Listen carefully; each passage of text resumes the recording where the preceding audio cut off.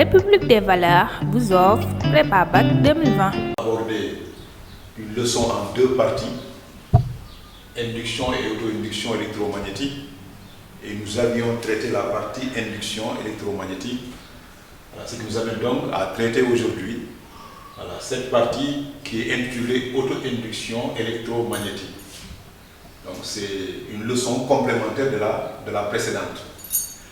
Alors, pour cette partie de cette leçon, dans le plan que je vous propose, d'abord commencer à parler de l'auto-induction électromagnétique. Donc nous avons eu dans l'induction électromagnétique montré qu'on avait deux parties en général distinctes.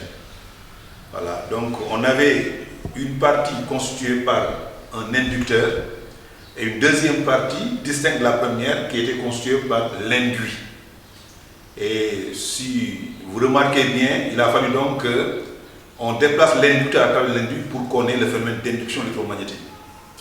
Alors dans cette partie, la différence c'est que les deux sont réunis, l'induit et l'inducteur. Voilà, ne sont pas deux parties distinctes, mais forment un seul élément. Voilà, ce qui fait donc qu'on parle d'auto-induction. On dit alors que le système c'est auto-induit ou bien encore subit une auto-induction.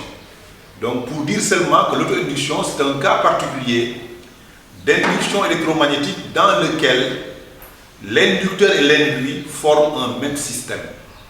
La définition donc que nous allons noter, à savoir donc par définition,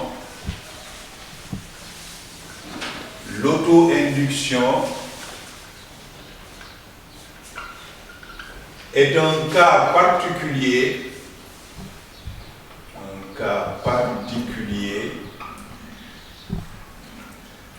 d'induction électromagnétique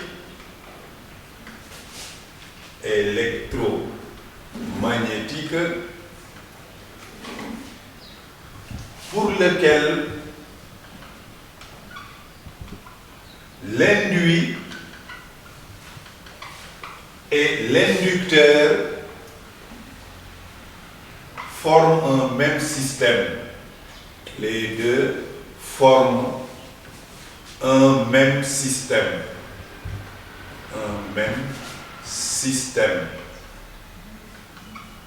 Voilà, point virgule. Donc on dit alors que le système s'auto-induit. S'auto-induit.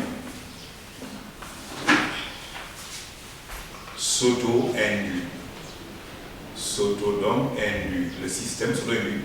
Ou bien subit une auto-induction. Voilà donc ce phénomène que nous allons étudier, à savoir l'auto-induction. Voilà. Le plan donc est le suivant. Nous allons d'abord parler dans un premier temps des paramètres qui sont liés à l'auto-induction. Et comme premier paramètre lié à l'auto-induction, c'est la notion de flux propre. La notion de flux magnétique dont on a eu à parler dans la leçon précédente, mais cette fois-ci qui a la particularité d'être propre. Flux magnétique propre. Notez, on note donc phi indice P, P comme propre. Alors, qu'entendons-nous par flux propre?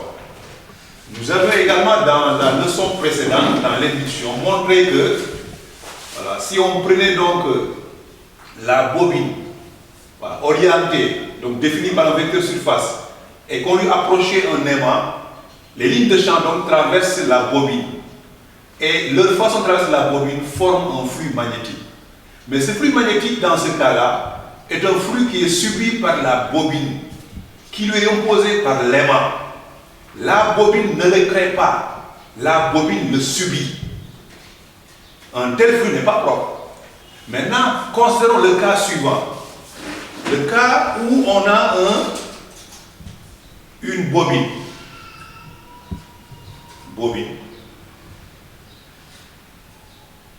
Voilà. Bobine donc reliée à un circuit. Un circuit comprenant un générateur de courant comprenant donc ici un galvanomètre, voilà, fermé sur la bobine. Alors le courant passe dans la bobine, le courant donc va circuler, exemple dans ce sens. Ce courant donc va créer dans la bobine un champ magnétique, champ créé par un courant dont on a eu à parler, donné donc en règle, par la règle de la main droite, que l'on pose sur la spire, les doigts, les 4 doigts, autres que le pouce, indiquant le sens du courant, la paume indiquant l'intérieur de la bobine, le pouce écarte dans le champ magnétique créé par la bobine, donc on trace ainsi. Voilà le B donc qui est tracé, créé par la bobine, champ magnétique B. Mais également, on a eu à parler aussi du fait que tout circuit fermé géométriquement, comme l'exemple de la bobine, qui est parcouru par un courant, comme c'est le cas ici, ou bien qui est orienté, est aussi caractérisé par un vecteur surface S. Et la face devant laquelle vous êtes ici, c'est la face sud. S donc est tracé de la face sud vers la face nord. Cette bobine donc crée un champ magnétique B de par le courant qui la traverse. Cette bobine est caractérisée par un vecteur surface S. Donc cette bobine est le siège d'un flux magnétique. Mais ce flux magnétique ne lui est pas imposé par un aimant. Ouais, je n'ai pas approché un aimant. C'est le courant qui passe dans la boucle qui crée le champ magnétique B. Un tel flux est dit flux propre. On dit donc du flux qu'il est propre à la bobine. Du fait que c'est la bobine qui le crée et le subit. Voilà la notion de flux propre. Donc. On retient donc en conclusion que tout circuit parcouru, fermé d'abord, géométriquement, virgule, parcouru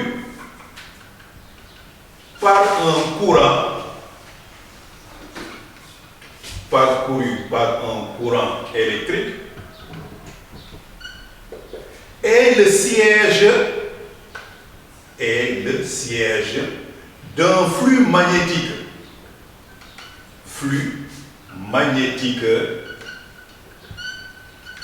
qu'il crée et subit. C'est le circuit qui le crée et subit, appelé flux propre du circuit. Flux propre du circuit, noté alors phi B. Voilà donc la notion de flux propre. Donc, retenez donc, c'est différent du flux classique qu'on a eu à voir dans le cours passé, en ce sens que vous n'avez pas deux entités différentes. La bobine ne crée pas, la bobine donc ici crée le champ magnétique B et non pas le subit. Un tel flux donc est appelé flux propre qu'on note par phi B. Ensuite, après ce flux propre associé à la bobine, il y a également, toujours dans le cas des notions de grandeur qu'on appelle propre, la notion également d'inductance propre. Notion d'inductance ou auto-inductance qu'on note par L. Notez L majuscule. Là aussi, on rejette toujours la notion de grandeur qui est liée au circuit et non pas qui lui est imposée, d'où le nom propre, auto-inductance propre, inductance propre. Maintenant, comment il est défini cette inductance propre? Alors, par définition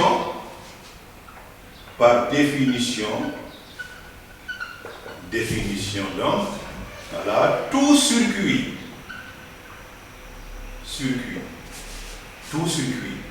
ayant ou étant le siège d'un flux propre, voilà, possède une grandeur appelée inductance, une grandeur physique,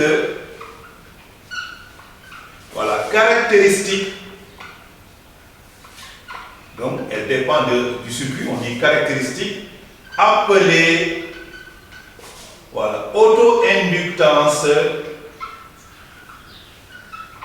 ou inductance propre.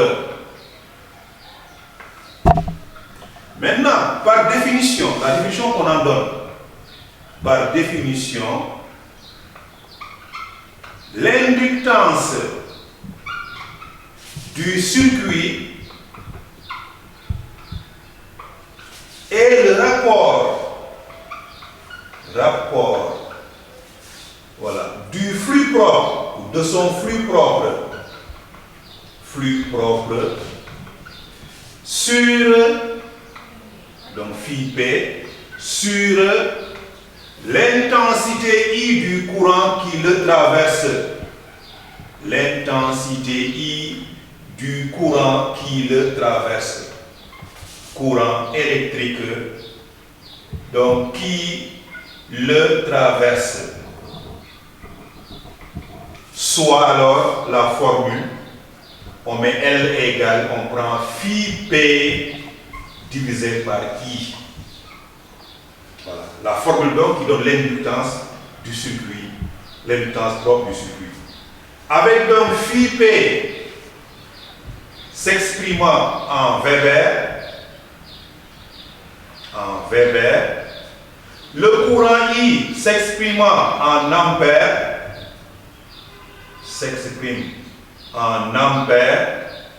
alors l'inductance L s'exprime dans le système international, dans le SI, système international, donc en Henry, noté H.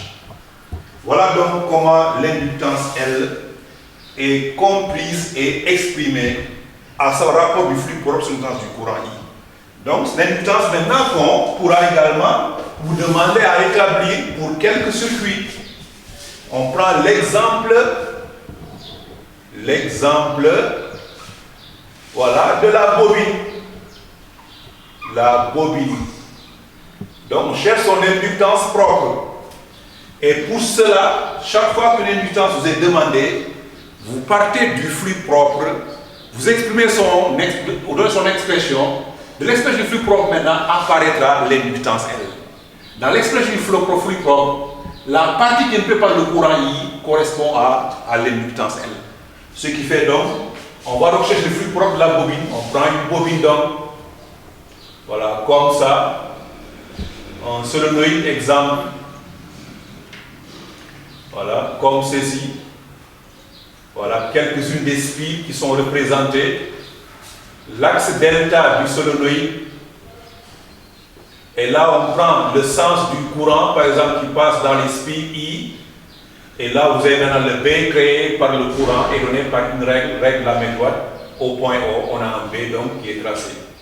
Le B créé par le courant. Mais également, cette face devant laquelle vous êtes est la face nord. Et BI sort. Donc vous avez également SI sort.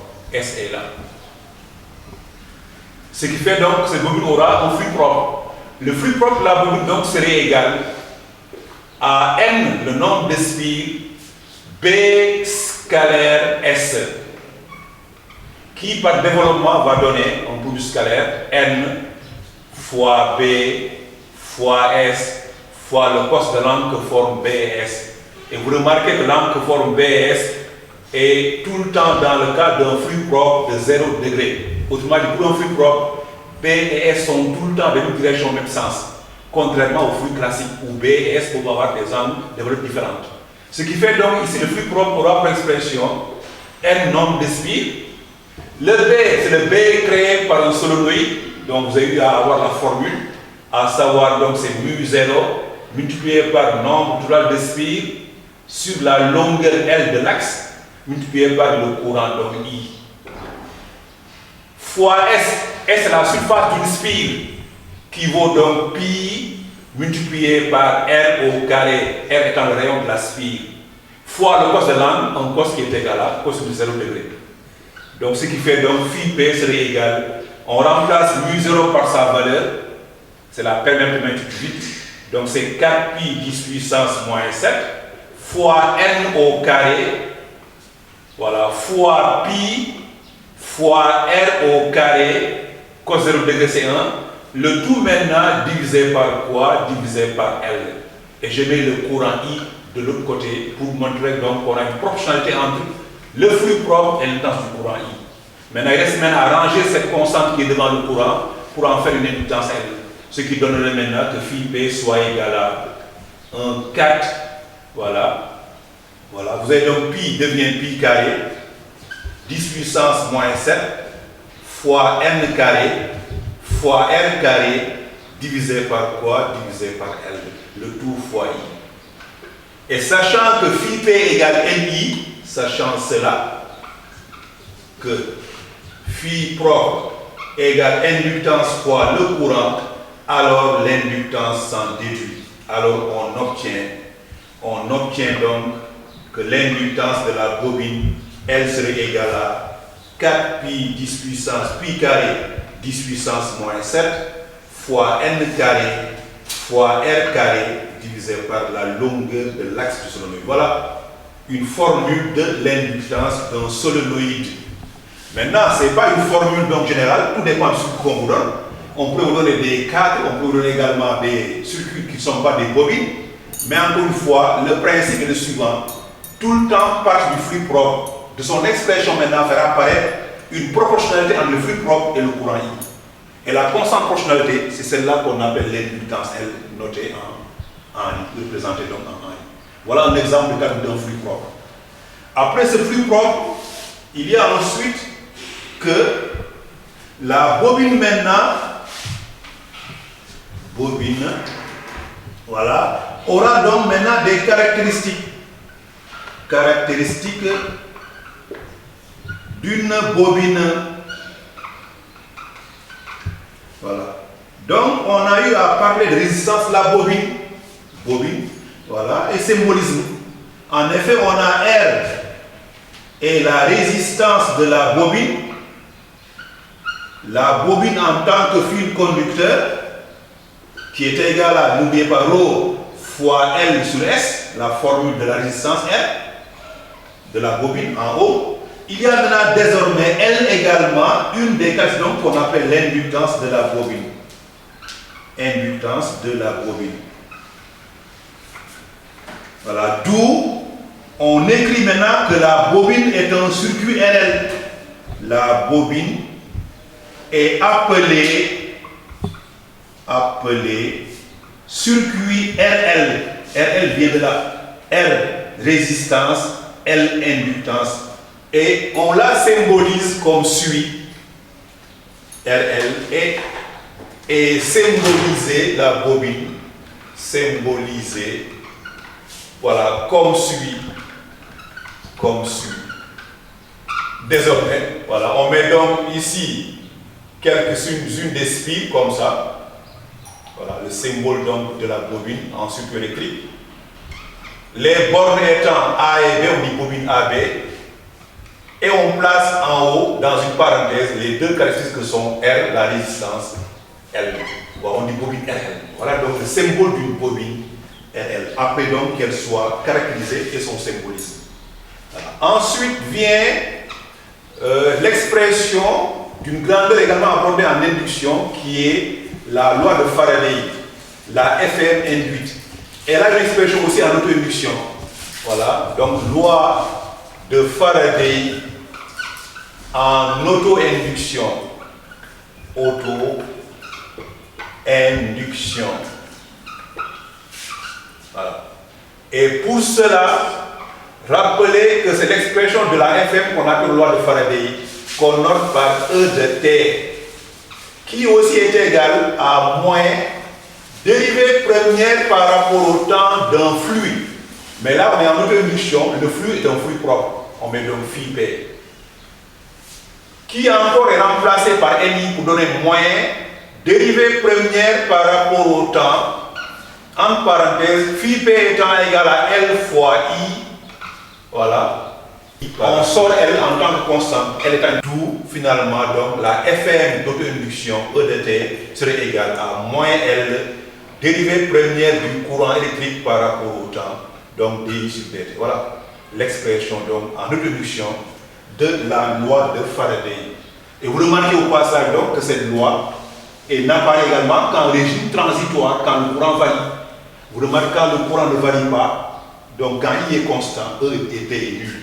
En effet, pour I constante, en régime par exemple permanent ou permanent, alors on a donc dI sur dt serait nul.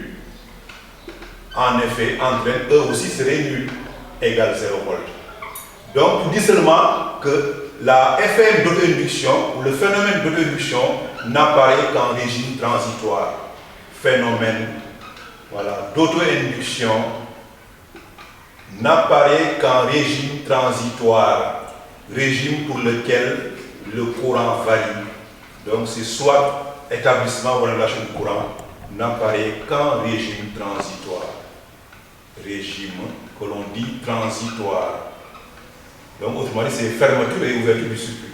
Voilà également l'expression de la FM induite. Voilà, en auto-induction également, comment EDT s'exprime-t-elle.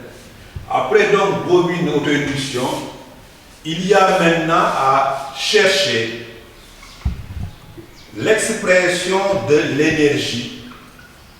Expression de l'énergie. Voilà, emmagasinée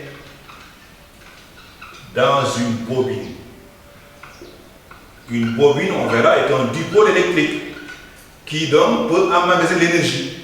C'est l'expression donc que nous cherchons à établir. Et pour ça, il y a d'abord des conventions d'expression qui sont préalables, des conventions donc qu'il faut rappeler, voilà, dont on a eu à parler en classe de seconde, quand il a fallu traiter donc la tension électrique. Tension borne d'une bobine, d'un résistor, tension borne d'un générateur ou tension borne d'un conducteur quelconque. Ces expressions sont importantes ici et il faut bien les maîtriser, les appliquer correctement pour ne pas avoir des problèmes de signes encore qui vont apparaître. Ce qui fait donc, on rappelle ces expressions. Rappel d'expression de tension. Voilà, aux bornes des conducteurs, aux bornes de conducteurs. Et nous avons trois conducteurs pour cette partie. Il y a donc le générateur, il y a le résistor et il y a la bobine. Et pour chacun de ces conducteurs, une tension aura une formule dont on donne l'expression. Maintenant, heureusement pour cette leçon également, que ces dipôles que sont bobine, voilà, résistor et générateur ont la même expression de tension qu'on appelle souvent la loi d'Ohm. Alors sachez donc que voilà, comme convention, c'est une convention,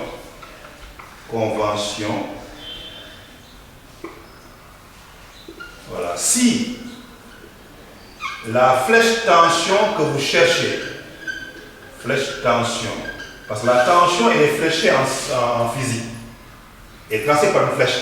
La flèche tension donc est le courant, s'il y a un courant électrique. S'il n'y a pas de courant électrique ou le sens d'orientation positive, s'il n'y a pas de courant, les circuits sont orientés positivement, sont de même sens,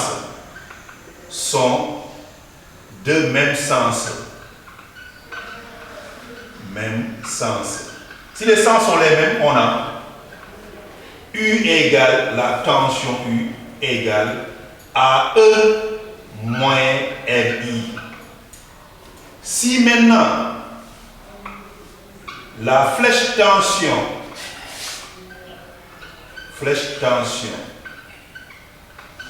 est le sens du courant ou de l'orientation positive sont opposés, les sens sont opposés, on a dans ce cas une expression donc qui est la suivante. On a alors U égale RI moins E. Voilà donc les conventions d'expression qui sont valables pour générateur, bobine, mais également pour un résistor. Ainsi, par exemple, Voilà. Si on prend le générateur, on indique les deux bornes positives et négatives.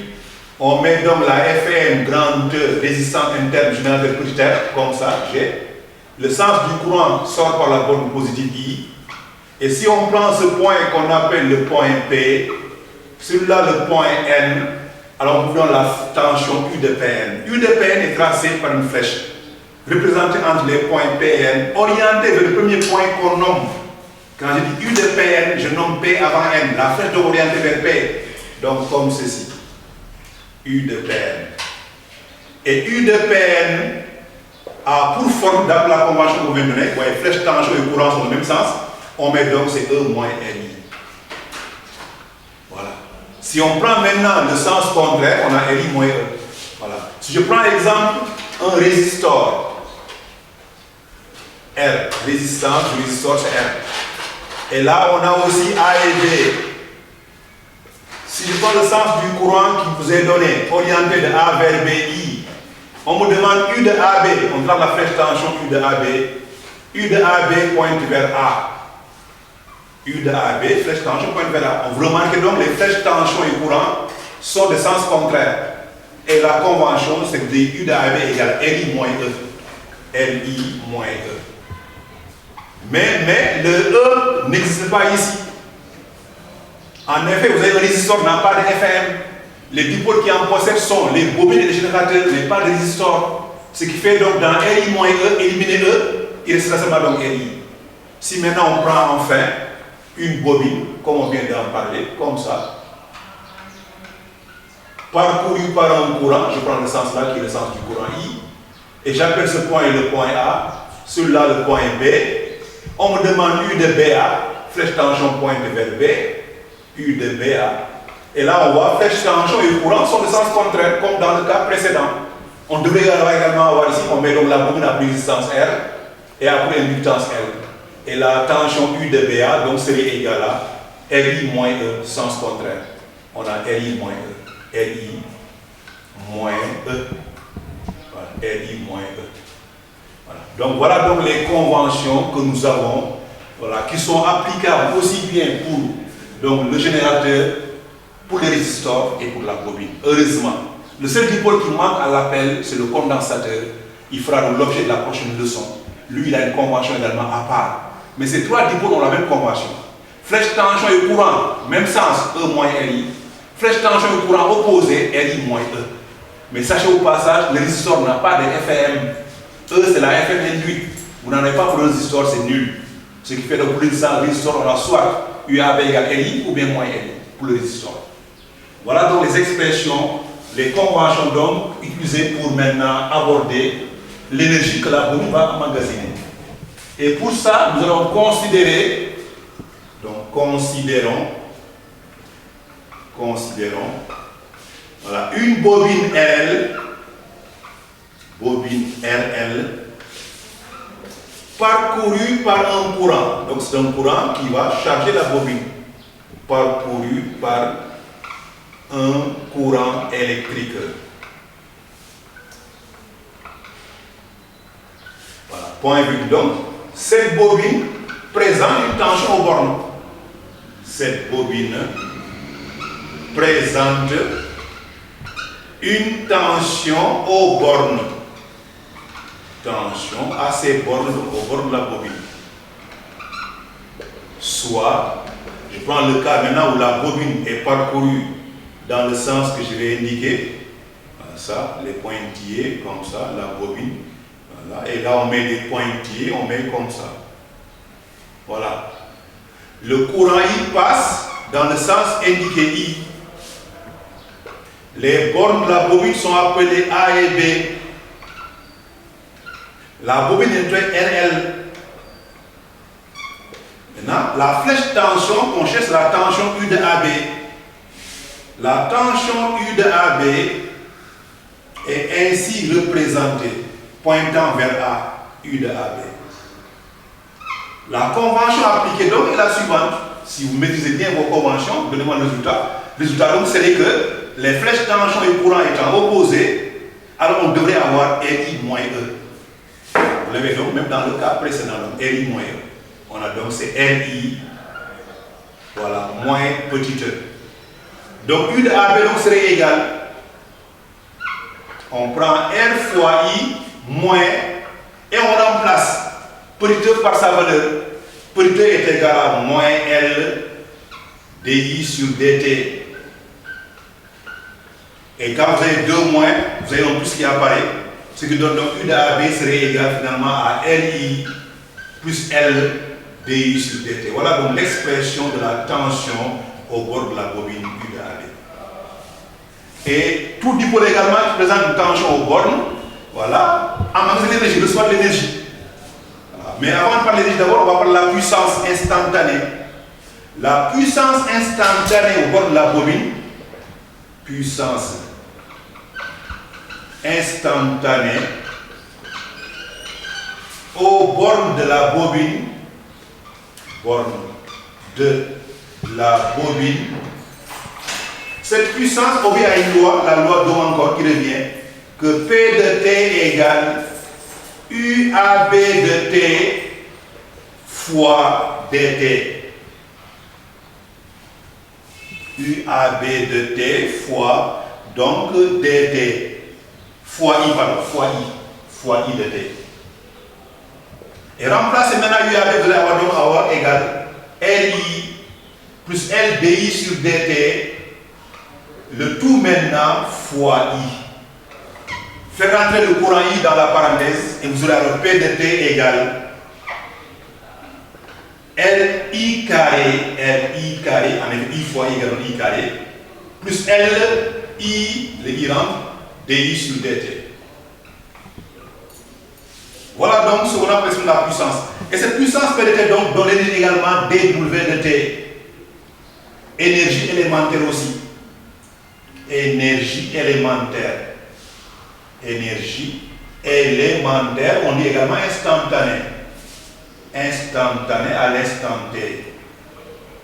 Alors, celle-là, elle s'obtient par la relation que dW égale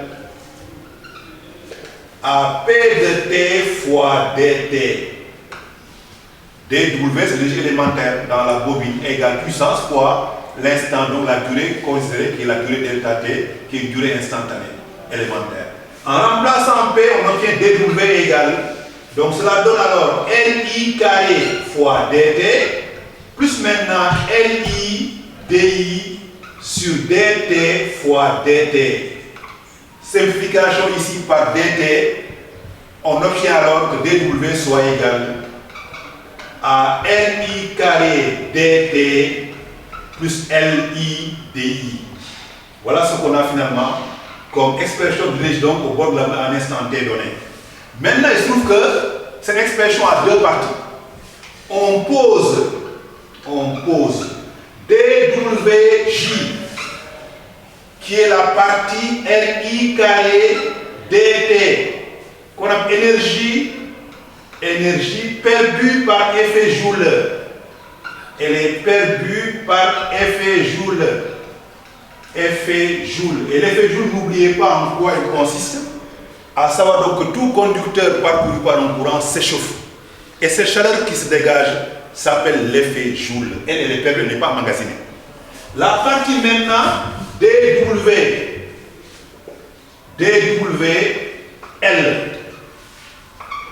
qu'on note par LI, DI est appelée énergie élémentairement emmagasinée. Élémentairement emmagasinée. Emmagasinée. Emmagasinée, donc dans la bobine. Et nous cherchons l'énergie totalement emmagasinée. D'où W donc, qui est l'énergie totalement emmagasinée s'obtient. Totalement emmagasinée s'obtient. Emmagasinée s'obtient alors par la relation donc qui est celle-là, à savoir que dW de L égale, c'est la somme des énergies élémentairement emmagasinées. Et cette somme, elle correspond à un calcul intégral. Donc c'est égal à intégration. Voilà. De quoi? De LI DI. Et vous remarquez dans l'expression d'intégration que c'est I la variable. I varie de 0, instant où on commence à mettre le courant, nul. Au cas maintenant où le courant devient continu, on dit régime permanent, on dit grand I. On intègre donc de petit 0 à grand I, I c'est le courant régime permanent, le LIDI. Maintenant, intégrer une fonction revient à prendre la primitive. Et la primitive de LIDI, c'est égal à 1 demi de LI carré. Donc ça donne en mathématiques, on met comme ça, 1 demi de LI carré à prendre entre 0 et grand I. Ce qui donne finalement donc W emmagasiné dans une bobine serait égal à 1 demi de grand LI au carré. Voilà la formule dans la bobine, dans laquelle maintenant L étant Henri, I le courant est en ampères et l'énergie serait en joules, comme toute l'énergie en joules.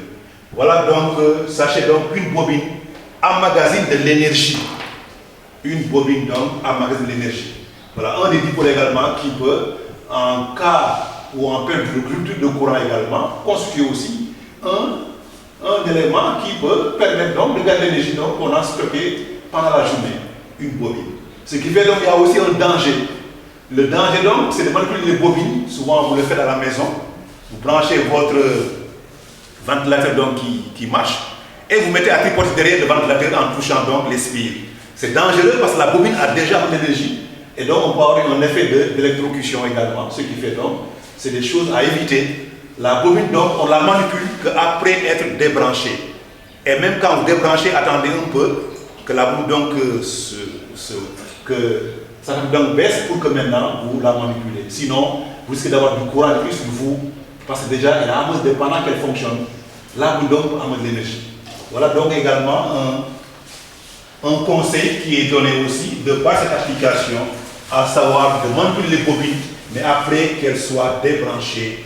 Ne les manipulez pas une fois qu'elles sont branchées parce qu'elles peuvent emmagasiner ces bobines, comme c'est le cas du ventilateur, de l'énergie et ensuite vous les restituez. Voilà donc pour venir dans la bobine. La bobine donc est un dipôle donc qui concerne cette leçon. On l'appelle souvent une bobine, un circuit RL. Voilà, il n'y a pas de la place dans haute induction, il n'y a que des bobines qui sont utilisées dans le cas de cette leçon. Une fois maintenant que ces générales soient rappelés, il faut maintenant que nous nous intéressons à comment le courant s'établit-il dans une bobine. Et ça, c'est la partie donc un peu mathématique, mais nous allons nous y faire également parce que, encore une fois, les mathématiques constituent la base des sciences physiques. Alors, cela nous amène à parler en petit donc 6 de les lois d'expression, voilà, du courant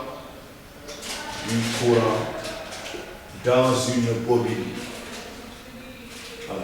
Et là, nous allons aborder la partie la plus sollicitée donc dans le cas des exercices.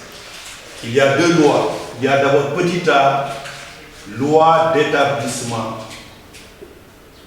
Établissement du courant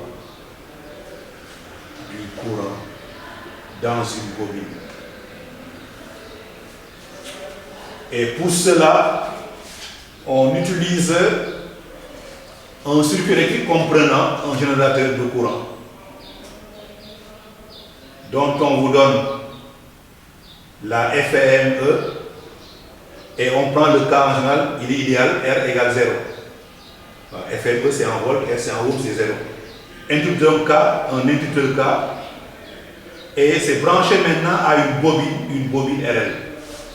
Une bobine RL. Voilà, branché à une bobine RL, comme ça.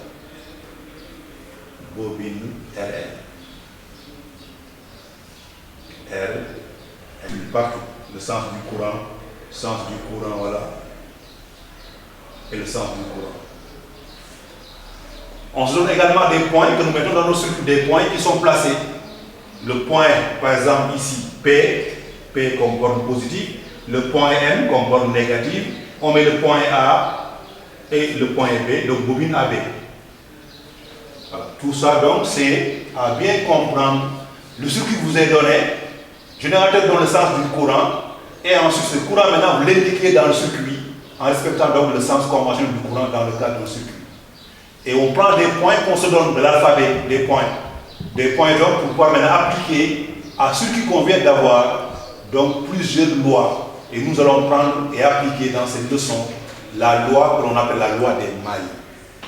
Voilà. Donc, pour ça maintenant, il faut qu'on cherche à trouver les expressions de tension, les tensions que je vais donner. Donc, je vais d'après la loi des mailles, la loi des mailles, d'après cette loi donc des mailles, on a. Mais la loi des mailles, on rappelle, elle consiste à partir d'un point du circuit, n'importe quel point du circuit, vous pouvez partir, à faire le tour complet du circuit, à y revenir et à poser que la somme des tensions est nulle. Je rappelle donc, on part d'un point du circuit, n'importe lequel. A, B, N ou P, ça dépend de vous. On part de ce point. On décline dans un même sens, on ne change pas de sens. Un tour complet, on revient au même point de départ et on applique la somme des tensions rencontrées est nulle. On appelle ça la loi des mailles. Donc là, je vais du point A. Donc j'ai U de AB. Je me déplace de A donc vers B. AB. Plus U de BN, plus U de NP, plus U de PA. Ouais, je ne suis pas du point A, je suis revenu, les tensions rencontrées elles sont là, je pose la somme des tensions égale 0. Je rappelle donc le principe, on part d'un point, n'importe lequel, de votre choix. On fait le tour complet de la maille, on revient au même point de départ. On applique la somme des tensions rencontrées est nulle. Et ça s'appelle loi des mailles. Donc vous avez loi des mailles, loi des mailles, loi des tensions également. Maintenant que les tensions sont établies, il faut maintenant en donner les expressions. Comment? De par les conventions dont on vient de parler. U de AB, tracez à bord à chaque fois les flèches tension que vous avez. Il y en a qui mettent les flèches avant. Non, ce n'est pas recommandé. Exprimez les tensions d'abord. Et tracer les flèches correspondantes après, et non pas avant. Quand je dis U de AB, je vais tracer une flèche tension qui est orientée de B vers A. Donc la flèche tension, elle est comme ça, U de AB. Voilà, U de AB. Voilà. U de BN, flèche tension tracée donc de B pointant vers B. U de BN. U de NP pointe vers N. U de NP. Et enfin, U de PA pointe vers P. Voilà. Les tensions donc que j'ai établies ici, voilà sur le schéma leur expression de par fléchage. Maintenant, ça remplace par leur valeur. La flèche tension U de AB, c'est une tension au bord d'une bobine RL. Et vous remarquez que la flèche tension et le courant sont de sens contraire. Étant de sens contraire, on a donc RI moins E. Je mets donc U de AB. C'est RI moins petit e. Je continue. U de BN. Entre BN, il n'y a qu'un fil conducteur. Il n'y a pas de dipôle, il n'y a pas de conducteur. On n'a qu'un fil. Et on rappelle, connaissance de seconde, que la tension bord d'un fil est nulle. Donc U de BN égale 0. Plus 0. U de NP, flèche tension et courant sont de sens contraire. Là aussi, on devrait avoir RI moins E. Mais R est nul, on a donc moins E seulement qui va rester. Donc c'est moins E. Et enfin, U de PA, comme U de BN, c'est une tension bord d'un fil conducteur. Elle aussi, elle est nulle, donc plus 0. Et ceci est égal à 0. Voilà donc les expressions qu'on a obtenues de cette loi qui est dite loi des mailles. Il reste maintenant à poursuivre le raisonnement en remplaçant dans l'expression initiale précédente E par sa valeur pour avoir alors RI, R fois I, moins E, donc c'est plus LDI sur DT, directement. Voilà, moins grand E égale à 0. Ce qui donne en mathématiques donc on a LDI sur DT plus, voilà, RI égale, en transposant le moins E, cela donne donc plus E. En divisant l'égalité par L, l'inductance de la bobine, on obtient alors tout. On a donc DI sur DT plus R sur L fois I égale E sur L. Voilà l'expression ou l'équation qui régit le courant qu'on obtient. C'est une équation en mathématiques qui est appelée équation différentielle de premier ordre avec second membre. Équation différentielle de premier ordre avec second membre, ça s'appelle en mathématiques. Équation différentielle de premier ordre avec le second membre qui n'est pas nul, on dit second membre. Voilà l'équation donc qui régit le mouvement d'établissement du courant dans la bobine. Équation qu'il faut résoudre. Et c'est là où on dit l'aspect mathématique de cette leçon. Et l'aspect mathématique de cette leçon intervient à ce niveau-là. On va rappeler donc comment ces équations sont résolues. Un rappel mathématique. Rappel mathématique. Et quand on a ce rappel mathématique donc, à savoir équation différentielle de premier ordre avec second membre s'écrit, en mathématiques s'écrit, dérivée première de y par rapport au temps, AX, plus A fois y égale à B. Voilà comment elle s'écrit. Ou bien encore on écrit sous la forme simplifiée y' plus AY égale B.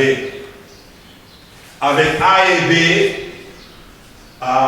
et B étant des constantes. Des constantes donc qu'on vous donne dans l'expression, dans l'équation demandée. Une fois que l'équation donc est identifiée, établie, sa solution s'en déduit. Une telle équation admet comme solution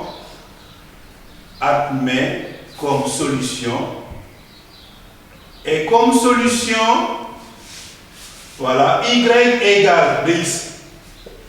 Et là, on a deux solutions.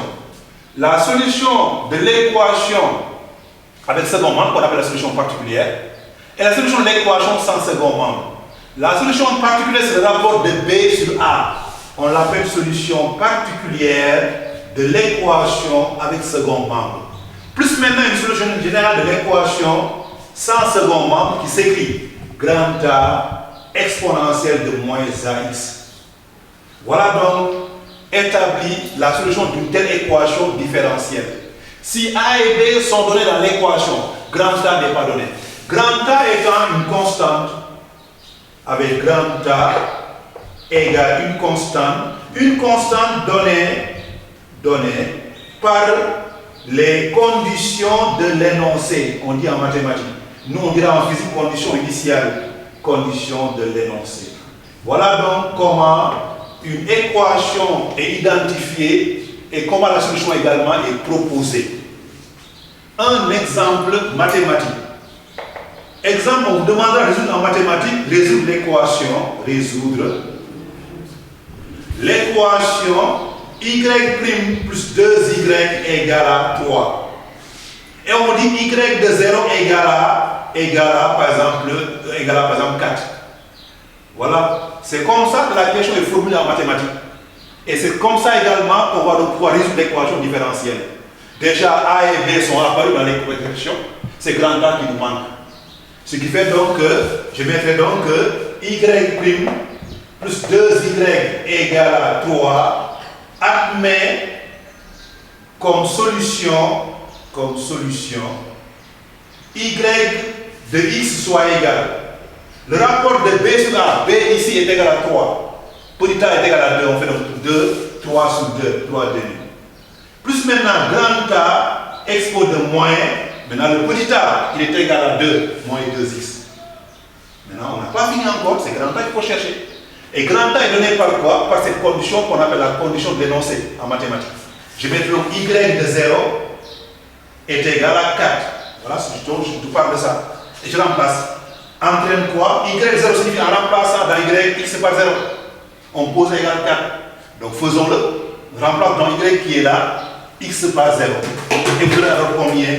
3 demi plus a expo de 0, parce qu'en effet on a moins 2 fois 0 égale 0, égale 4. Expo de 0 étant égal à 1, on a donc entraîne quoi? Que 3 demi plus grand A égale 4. Et c'est grand A qu'on cherche. Grand A serait égal à 4 moins 3 demi. Et 4 c'est 8 demi. 8 demi moins 3 demi vous donne 5 demi. Voilà donc comment grand A est trouvé. Ce qui fait donc la solution de l'équation serait finalement alors cette expression-là. Solution finale donc serait d'où vous aurez alors y de x comme solution égale 3 demi plus 5 huitièmes, 5 demi exponentielle de moins combien? Moins 2x. Maintenant, certains mettront un demi-facteur de 3 moins 5 plus 5. Voilà, c'est bien ça, 5. Voilà, tout ça maintenant exponentielle de moins 2x. Voilà, la solution d'une telle équation donc qu'on a établi maintenant de façon mathématique. Et c'est ce rappel-là qu'on va appliquer dans notre situation. En identifiant le petit a par R sur L, en identifiant le petit b par E sur L, et en remplaçant maintenant y par i. On est en mathématiques, c'est x la variable. En physique, c'est le temps la variable. Dans cette expression, c'est i qui est la fonction et le temps la variable. Les constantes a et b sont reconnues. Voilà. Donc c'est par identification qu'on va maintenant appliquer ça en physique. Voilà. Ce qui fait donc, par identification, on va avoir, voilà, revenons maintenant à notre équation. Voilà. De ce fait, par ce fait mathématique qu'on vient d'avoir, voilà, on a quoi? Di sur dt plus r sur l fois i égale E sur L, admet comme solution, c'est comme ça qu'on dit, comme solution, I de t, I en fonction du temps, égale, maintenant on prend le rapport de B sur A, B donc c'est E sur L, divisé par A c'est R sur L, plus grand A, exponentielle de moins R sur L fois T. Maintenant, là, on va faire le rapport de deux rapports, on va faire par l'inverse. Elle va simplifier. Donc, ce qui donne finalement égal à E sur R plus grand A exponentielle de moins R sur L fois T. Et c'est grand A qu'on cherche. Grand A est cherché en physique par les conditions que l'on dit conditions initiales, à savoir à T égale 0. En effet, à T égale 0, on n'oublie pas que le courant est nul. I de t est nul. En effet, on commence à mettre le courant, on ne l'a pas mis encore, il commence à s'abîmer. Ce qui fait donc, en remplaçant dans I de t par 0, et en posant égal 0, alors grand A va s'en déduire. Faisons-le, écrivons. Dans I de t, remplacé par 0, on va avoir E sur R, voilà, plus grand A, expo de, maintenant, le t étant égal à 0, ce produit-là est nul, donc tout ça 0. Égal quoi? Égal à 0. Ce qui donne donc E sur R sera donc plus A égale 0. En effet, expo de 0 égale 1 en mathématiques. Ce qui fait donc on va avoir alors A égale à quoi? Moins E sur R. Et une fois qu'on a A, alors d'où la solution finale serait, alors I de t égale, et là on recopie, E sur R moins E sur R exponentielle de moins R sur L fois T. Et là, je factorise également par E sur R en factorisation pour donner finalement I de T égale E sur R. Voilà, facteur de 1 moins expo de moins R sur L fois T. Voilà donc l'expression qu'on a du courant électrique. On voit le courant donc s'établir de façon exponentielle au cours du temps. I de t donc s'établit voilà, dans une croissance exponentielle du temps. S'établit donc dans la bobine, voilà, dans une croissance exponentielle, une croissance rapide, croissance on dit exponentielle du temps, croissance exponentielle. Voilà donc comment I de t s'établit. Maintenant, ce qui fait également que donc, cette fonction a une asymptote. Si vous la tracez, en effet, lorsque t tend vers 0, lorsque t tend vers, en mathématiques, plus l'infini, on va avoir I de t serait égal à I de plus l'infini. Égal, on met E sur R.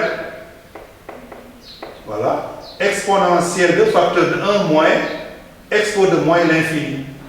Et mathématiquement, si moins l'infini étant égal à 0, on a E sur R. Donc la fonction I égale E sur R est appelée une asymptote pour cette courbe. Voilà. D'où E sur R est une asymptote. La valeur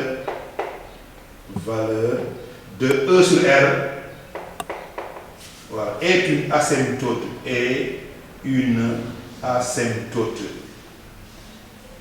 Pour cette fonction. Voilà. Donc, on est amené souvent à tracer aussi cette fonction. Voilà. Et pour tracer la fonction I de t, vous avez donc ceci. Voilà. De façon graphique, I est donné en ordonnée, en ampères. Le temps t est donné en abscisse, t en seconde. Et la fonction croît de 0 étant vers une asymptote horizontale qui est égale à E sur R.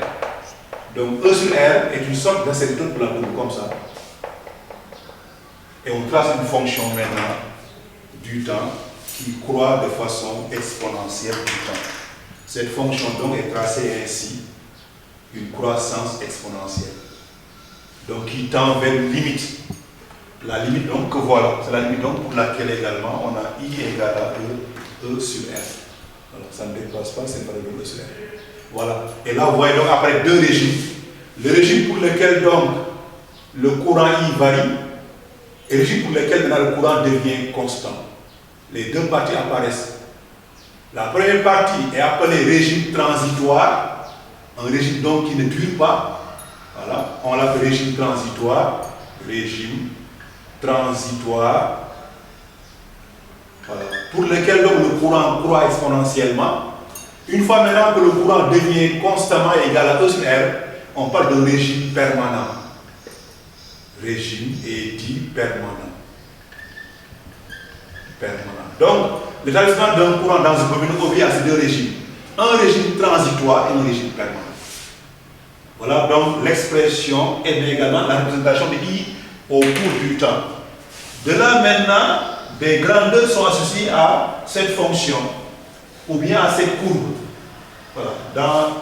On va en parler en remarque. En remarque, on appelle cela la constante de temps d'une bobine. Constante de temps de la bobine. Qu'on note par taux. Cette constante de temps de la bobine obéit à ceci. D'abord, sa définition, son expression avant la définition. Expression de taux. Taux est exprimé comme étant le rapport de L sur R. L étant l'inductance en Henry de la bobine, L étant la résistance R de la bobine en ohm, et taux est un temps. Taux s'exprime en secondes. Maintenant, une fois une dimension temporaire, et pour moi, le taux est une dimension temporaire, il y a une façon de faire. Montrons que taux est un temps.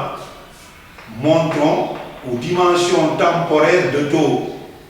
Dimension temporaire de taux. Et pour en parler, on part d'abord de l'équation aux dimensions qu'on applique à taux. Donc la dimension de taux, on met un crochet comme ça, pour parler de dimension, égale dimension de L divisé par dimension de R. Dimension est divisé par des crochets. Donc pour trouver la dimension de taux, cherchons les deux dimensions de L et R et faisons le rapport. Le rapport va donner la dimension de taux. Avec maintenant, on cherche les deux dimensions. D'abord pour R d'abord, elle est plus simple. On a U égale à RI, loi d'Ohm, entre R égale à U sur I. Donc entraîne que dimension de R égale dimension de U divisé par dimension de I. Vous gardez ça. On a également E égale moins L dI sur dt. Entraîne que L soit égal à moins E, voilà, fois dt sur di. Dimension de L donc serait égale, E est une dimension de tension mais dimension U. dt est une dimension temporelle, dimension de t, un temps. Et di est un courant, dimension d'un courant, on met I. Ce qui fait donc d'où dimension de taux serait égale. Maintenant on remplace. Dimension, vous recopiez tout ça. Dimension d'une tension fois dimension d'un temps sur dimension d'un courant. Divisé par dimension R, on peut par l'inverse. Fois dimension de I divisé par dimension de R. Les dimensions vont simplifier. Dimension I va sauter. Dimension de R, c'est, j'ai dimension de U sur I, voilà. I sur U. Dimension U également va simplifier U. Et on obtient finalement quoi? Dimension de T. Dimension taux, donc dimension de T. Donc taux est un temps. Entraîne donc le taux est un temps. Voilà déjà une grandeur temporaire. Taux est un temps. Maintenant, si taux est un temps, de quel temps il va s'agir? De quel temps il va s'agir? Alors, pour donner la définition de taux, pour en trouver la définition de taux, on va remplacer définition de taux. On va donc partir de l'expression de taux et le mettre dans le courant. On a I égale E sur R, facteur de 1 moins, expo de, quand on remplace le rapport de S sur R, on obtient le moins T sur taux. Voilà ce qu'on a, moins T sur taux. Maintenant, posons à T égale taux. À T égale taux, cherchons ce que vaut le courant I. I devient égal, I de taux, égale E sur R, qui est le courant en régime permanent, qui est IP. Il y en a aussi qui mettent également IP, I en régime permanent, facteur de 1 moins, expo de moins T sur taux, comme ça. Donc c'est I en régime permanent, que je remplace E sur R, égale I en régime permanent, facteur de 1 moins, expo de moins 1, remplace taux par taux, donc le taux sur taux égale 1, donc c'est moins 1. Égale donc à I en régime permanent, facteur de 1 moins 1 sur E. Et c'est ça qu'on va calculer mathématiquement. Mathématiquement, ça vaut, avec la maximum vérifiée, 0,63. Ou bien encore 63%. On dit également à T égale taux, IP égale donc à quoi? 63% de I permanent. Voilà. La définition de taux vient de là. Donc par définition, taux est un temps au bout duquel le courant qui passe dans la bobine est égal à 63% de sa valeur maximale. Voilà la définition de taux. Par définition, taux est, voilà, le temps au bout duquel le courant qui traverse la bobine,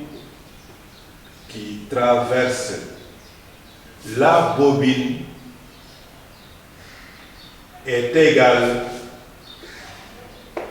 à 63% de sa valeur maximale, qui est le régime permanent, de sa valeur maximale. Voilà comment taux est défini, maximal. Voilà comment taux est défini. Constante de temps donc, qu'on note par taux. Voilà, taux est défini. Maintenant, comment déterminer taux? Il y a deux façons. Soit détermination de taux. Et pour cela, on peut avoir par calcul. Par calcul, on rappelle taux égal L sur R. Connaissant R, on fait le rapport. Le rapport de la constante de temps taux en secondes. Ou bien graphiquement.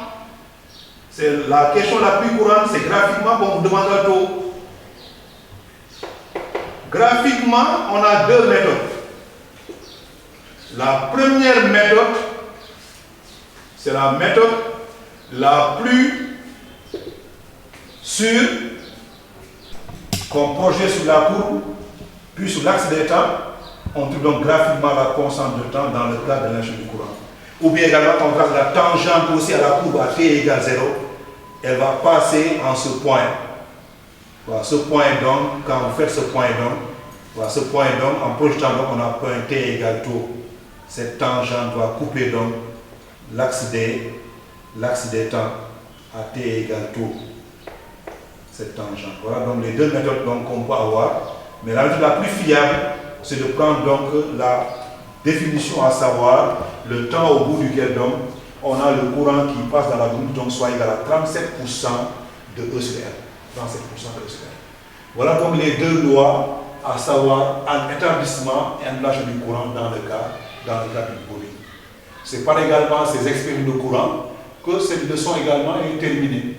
Les applications également d'auto-induction, c'est des applications qui sont nombreuses et variées. Mais elles comprennent la leçon d'induction. Ce qui fait donc, si vous voulez vraiment avoir cette leçon-là, c'est en deux parties. Il y a induction et il y a auto-induction. Si la plupart des énoncés que nous avons récemment maintenant dans le suite d'examen portent sur auto-induction, mais encore une fois, commencez à revoir d'abord le phénomène d'induction et de comprendre. Une fois maintenant qu'il est compris, dans un cadre réduit maintenant, on parle d'auto-induction. Auto-induction, c'est le circuit RL. On appelle circuit RL. Donc elle concerne la bobine. Voilà donc enfin voilà, cette leçon donc qui est terminée par ce point et sur laquelle je vais également vous entretenir, espérant également que vous avez été nombreux à nous suivre. Vraiment, nous vous remercions de votre attention et vous donnons rendez-vous donc prochainement. Merci. La première méthode donc, la détermination graphique, on parle d'expression de I de t qui est égal à I permanent facteur de 1 moins exponentielle de moins t sur taux. Et par définition, on trace cette fonction I de t. Voilà. Puis, on repère sur l'axe des ordonnées la valeur de I de t égale 63% de I permanent que l'on projette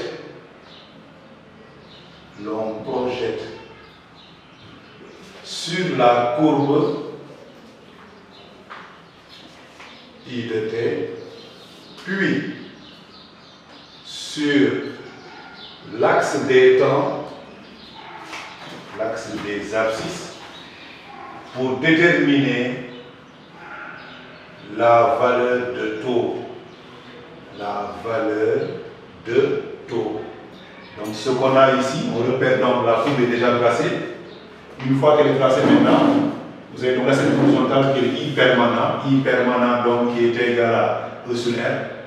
On repère donc les 63% de E sur R de façon graphique, correspondant à cette valeur-là, que l'on projette sur la courbe, puis sur l'axe des temps pour trouver t égale taux. Voilà une méthode, donc c'est la méthode la plus probante, la plus fiable. La deuxième méthode,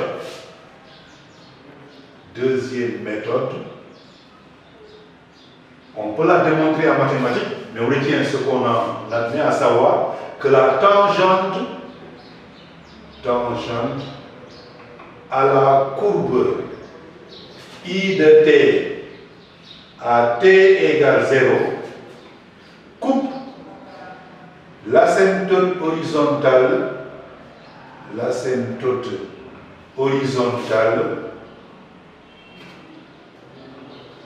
voilà, y égale E sur R, en un point grand A, d'abscisse, l'abscisse du point grand A, d'abscisse, T égale tau. Voilà, donc là, on revient à la courbe également. On trace une tangente à cette courbe. Une tangente donc qui va passer par l'asymptote horizontale à T égale 0. Cette tangente va parcourir l'asymptote horizontale en un point A. Et ce point A, quand vous projetez sur l'axe des temps, on trouve également T égale tau. Voilà une deuxième méthode également que vous avez pour trouver la constante de temps. La constante de temps également tau de la bobine. Une troisième méthode peut être proposée. Troisième méthode. Bon, approximativement, on retiendra que le temps permanent, en ce temps-là, où le régime devient permanent, ce temps permanent vaut après 5 fois tau. Voilà, on peut vérifier que voilà, le temps voilà, au bout duquel le régime devient permanent,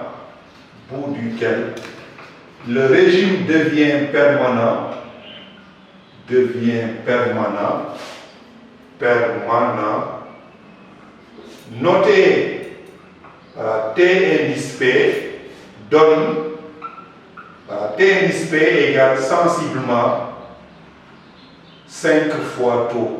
Comme ça, tau pourrait être trouvé rapidement. Tau égale à T indice P divisé par 5 à peu près. Voilà donc également comment trouver donc la constante de temps de façon graphique. Mais la première méthode est la méthode la plus recommandée quand vous avez la courbe qui est tracée. Comment trouver la constante de temps de façon graphique. Voilà donc pour la constante de temps, son expression, sa définition et sa détermination. On en arrive maintenant au petit b, à savoir annulation du courant. Annulation donc du courant dans une bobine. Courant électrique dans une bobine. Et pour cela, nous considérons comme dispositif une bobine qui a été déjà parcourue par un courant. Maintenant, on le relie maintenant à un fil de décharge, un fil conducteur. Voilà, bobine RL. Notez AB. Voilà, on met ici C, le point D. On a ici un fil de décharge. Fil de décharge. Alors, pour cela, on va appliquer aussi la loi. On choisit maintenant le sens du courant. Supposons que le courant donc s'allume dans le sens indiqué, I, comme ça, I partout. Le sens du courant est indiqué. I également, partout I. On passe aussi pour trouver cette expression du courant par une loi qui est la même loi qui est la loi des mailles. Et je vais d'appeler la loi des mailles. La loi des mailles. Je pars d'un point A, par exemple vers D. Je mets U de AD plus U de DC plus U de CB plus U de BA égale à 0. Loi des mailles. On quitte le point A, on revient au point A. La somme des tensions rencontrées est nulle. Maintenant, on remplace ces tensions par des expressions. U de AB, une tension borne d'un fil conducteur, elle est nulle, 0. U de DC également, on a affaire à un fil de décharge, c'est aussi un fil de conducteur, sa tension aussi est nulle. U de BC aussi, nul, fil conducteur. U de BA par contre n'est pas nul. Vous tracez la flèche tension orientée vers B, U de BA. Les flèches tension et courant sont opposées. La tension après expression alors LI moins E plus LI moins petit e égale 0. Remplacez maintenant petit e par son expression, auto-induction, et vous allez donc LI plus L DI sur DT égale 0. Ou bien en divisant tout par L, on obtient alors DI sur DT plus R sur L fois I égale 0. Et on obtient de nouveau une équation différentielle, cette fois-ci de premier ordre sans second membre, ça s'appelle équation différentiel de premier ordre sans second membre. Et c'était quoi le différentiel donc? Admet comme solution, là aussi on en donne la solution, à savoir donc que dI sur dt plus R sur LI égale 0. Admet comme solution,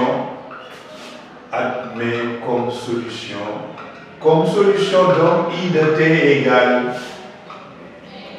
on met grand A exponentielle de moins R sur L fois t. Et grand A est une constante donnée par les conditions initiales. Conditions initiales que nous allons également chercher. Voilà, à savoir à t égale 0. Cette fois-ci, contrairement à l'établissement d'un courant, lorsqu'on allume le courant, I est maximum avant d'être allumé. Donc à cette date, I de 0 est égal à I permanent est égal à E sur R. Égal maintenant, on remplace dans l'expression présentée par 0 égale grand A expo de 0. Ce qui fait donc grand A égale E sur R. Et une fois qu'on a grand A, à t quelconque, I donc s'exprime par E sur R exponentielle de moins, donc R sur L fois t, ou bien égal à I permanent exponentielle de moins t sur tau. Voilà, là aussi on voit que le courant obéit à une décroissance exponentielle au cours du temps dans le cas d'une annulation de courant. La courbe tracée aura donc cette expression-là. Voilà, comme ça. I en ampères et T en seconde en abscisse. Voilà, on a donc ici la valeur de solaire, I permanent. Et on trace la courbe qui décroît exponentiellement pour tendre vers 0 à l'infini. Et tend vers 0 à l'infini, comme ça. Tend vers 0 à l'infini. Voilà. Donc, comment à cette date donc, on a trouvé également taux, la constante de temps taux, graphiquement ou par calcul. Par calcul, on a dit, c'est 37% donc de la valeur permanente. Détermination de taux, détermination de la valeur de taux, voilà, graphiquement. Donc, sachez donc, à t égale à taux, on a I de t égale, peut vérifier, 37% de I permanent, et non plus 103%. Voilà, donc, vous repérez les 100% qui correspondent à E sur R, on prend 37%, c'est plus petit que 50%, et que l'on projette 37% est repéré après avoir calculé cela. On projette sur la courbe, sur l'axe des temps. On a trouvé donc t égale taux. Ou bien en traçant la tangente à t égale 0 et l'axe des temps à t égale taux, donc comme ça aussi. Il passe par t égale taux. Voilà. Ou bien la tangente à la courbe à t égale 0, à la courbe à t égale 0, coupe l'axe des temps à t égale taux. Coupe l'axe des temps à t égale taux. Coupe l'axe des temps à t égale taux. Là, ça aussi, c'est également de trouver la constante de temps de la bobine. Voilà donc les deux lois auxquelles donc obéissent donc voilà l'annulation et l'établissement du courant dans le cas d'une bobine. Des lois qui sont d'expression mathématique, expression donc qui est associée aux équations différentielles qu'il faut maîtriser également. On n'est pas sans savoir que les mathématiques c'est la base également des sciences physiques. On ne peut pas faire sciences physiques correctement sans pour autant avoir également un outil ou bien encore un bagage mathématique. Et c'est par ces lois également que ces leçons sont terminées. Une leçon donc qui complète un peu l'électromagnétisme, voilà, qui a été donc là également débuté depuis un champ magnétique. Voilà donc c'est En ces points, sur cela donc, que je vous quitte et espérant que vous ayez bien suivi et bien compris cette leçon et attendant également vos réactions de par les questions qu'on pourrait avoir. Je vous remercie de votre attention et à la prochaine. Prépa Bac 2020 vous est offert par la République des valeurs.